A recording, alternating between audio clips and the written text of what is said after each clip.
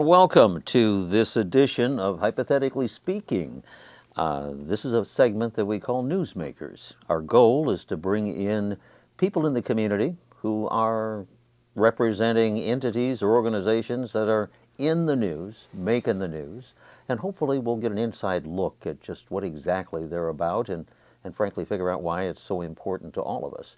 We're doing this in the award-winning studios of JATVMedia Services, and we thank them ahead of time for their courtesy in allowing us to use their facilities. My guest, Paul Murphy. Paul is the co-chair of the Janesville Town Square Gran Prix. And welcome, Paul. Hey, thanks, Rick. Appreciate you having me. A big event. This is number 7, right? Yes, yep, number 7. And it's a Janesville Town Square presented by Blaine's Farm and Fleet, and it'll be on Thursday, June the 19th, 6 weeks from today. So I appreciate you having us here today. A lot goes into putting something like this together, and you got 6 weeks to do it, but you start planning this months in advance. I'm going to guess as soon as the one race is over, you're planning for the next, correct? Yeah, more or less. And the one nice thing is that the promoters who put on the Tour of America's Dairyland, once the 11 race series is done from the previous year, they give everybody a little break and come around September, start asking, hey, what are your thoughts? What are your thoughts? Then November 1st, we get a chance of first refusal to say yes or no, we want to host it again. And so basically once we get the green light on November 1, we have a little bit of planning done already, but between November 1 and throughout the winter, we're doing little planning here, little planning there. And I'm fortunate to have John Westfall as my co-chair. And John focuses more on the business side of making sure our pro forma is in place and talking to sponsors. He's the money guy. Yeah, he's the money guy, and I'm the operations guy. And you're the operations guy. Yeah. So how you would simply break that down. Year number 7, it's a big event. How many people do you typically draw in the day of this year's event? You're estimating a crowd of? We'll estimate 3,000 to 3,200, and it'll bring in approximately 500 racers from 12 countries, 42 states. And so that's an addition. So the 32 includes the racers. It includes the racers and the following that each of the racers has and the crews. And so it's a nice crowd. Yes. It draws a good number of people to downtown Janesville, which is one of the reasons for the event. But let's go back to the beginning. Why did the organizers say Janesville's the place to be? Well, back in the 2013-2014 timeframe, I volunteered to work down in Beloit when Beloit hosted a similar race. Okay. And I thought, boy, this is important for a downtown. I mean, Beloit had their best wrapping paper and a nice ribbon on it. I thought, I think Janesville could do this. So got talking on a number of bike rides with John Westfall, my co-chair. And so I volunteered over in the Milwaukee area to see what it was all about and see if it really had appeal to downtowns. And I realized it did, because that's the way that they set the business model up. Have these races in downtown, bring people not only from the community, but from the world, from the United States, and even draw from other communities around. And so in August of 2017, I told John Westfall, I think Janesville's ready, because Janesville was going through redoing the downtown with the Festival Street and the removal of the parking ramp. And so in August of 17, I met with the promoters. They says, yeah, we'll put you on the list. And well, so you're kind of on the list, and maybe you're okay if somebody who previously volunteered decides at the last minute to back out. Maybe a Beloit who's been hosting it for years says, well, we're not going to do it anymore for whatever reason. they call Janesville's number, Yep. which And which creates a scramble, does it well, not? that first one particularly did, because I got called on December 17th of 2017. By the way, the race you get, because you're the next in line, you have to take like June the 19th on a Tuesday. And I said yes, and got off the phone and said, how the heck are we going to do this? Because we only had 6 months. Had to do a lot of work, a lot of learning, quick learning curve. But we did the first couple on Tuesday, and then after that, we are now on Thursdays, which is the first day of the race.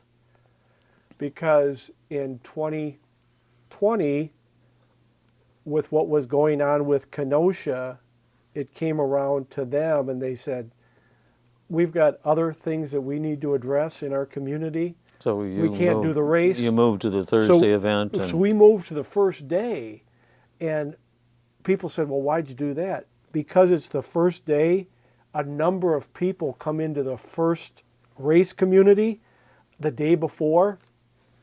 And when they do that, they eat food, they drink, and they go shopping, and also they tour around the community. And so that's one of the benefits of having it on the first day. One of the things about the Rock County Civics Academy is we preach, hopefully, to the choir that it's important for people to get informed and get involved, and they will make a difference. And in order to put an event like this on, you have an army of volunteers, do you not? People who really want to make a difference in their community come forward and volunteer. Yep. Yeah, and the biggest portion of the volunteers we need is the crosswalk attendants, making sure that the pedestrians are safe to cross when the racers are going by, but then also the racers, some of the races, they are going 30 plus miles an hour to make sure that the riders are safe. And what is so great about the volunteers that we have, there's a number of them that are very active in the community in other parts of the city. And the racers and some of the guests say, are these people all from the Chamber of Commerce? It says, no, they're not. Why? They're just part of that army of volunteers that you're able to recruit. Because you can tell that they're active in the community because they know a lot about some of the history, where are some of the visitor spots, where to go if they have these particular questions. And so the volunteer base, high percentages for the crosswalks, and the attendees and visitors to the community really appreciate their enthusiasm about the Janesville community. Sure. The sponsorship, what does the Velo Club have to do with the race, if anything? The Velo Club, first explain what it is. Well, the Janesville Velo Club is the local bicycling club.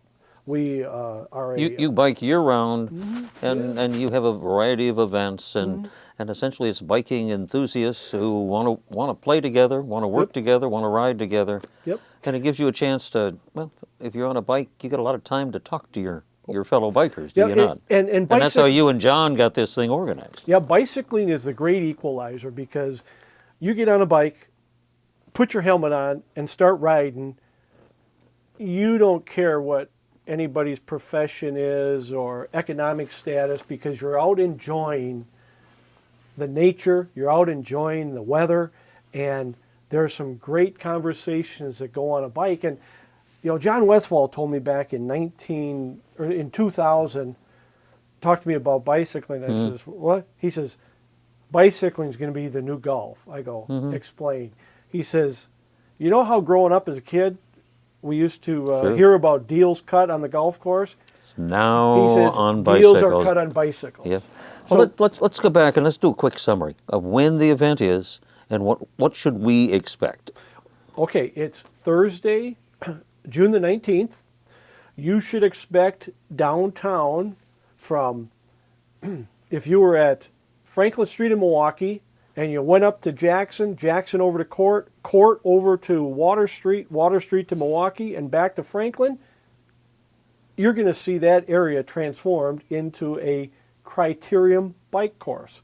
Criterium means closed. So the Bicyclists will just go in about a 0.72 mile Circuit. circuit. It'll be very fast pace. How many races? There will be a total of 9. Paul, let's talk about something that's made Janesville kind of famous in the world of biking, and that's the premiums that are paid. What's the story there? Well, preems are prime the pump. It's certain increments of cash that the announcer says this preem is worth 100, gets the racers going, and the basically prime the pump. And so, anyways, Janesville back in 2018, when we first had it, we were the highest ever in the world, and we got up to back in the like 2021, we got up over $23,000. And so the past couple of years, it's been maintaining right about 19,000.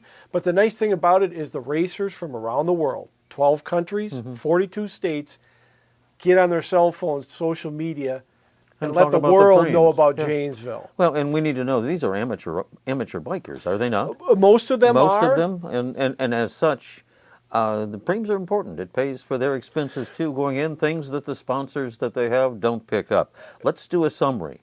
The Janesville Town Square Gran Prix is coming up on what date? On Thursday, June the 19th, and it'll go, actual racing will go from 10:30 a.m. to 8:15 p.m. Do you have any room yet for more volunteers? Yes, if you go out to the JanesvilleTownSquare.org webpage and click on, you can look at about information about the whole race, where you could even donate $100, but then it has a volunteer slot that you can go on to, and it'll take you out to the volunteer page, and you can select what you'd want to do, and it has all the information, where to report to, what time frame, and it's very thorough. So that's an opportunity that all of us can participate. Paul Murphy, thank you much. Another time, another place, we'll do another newsmaker here on Hypothetically Speaking.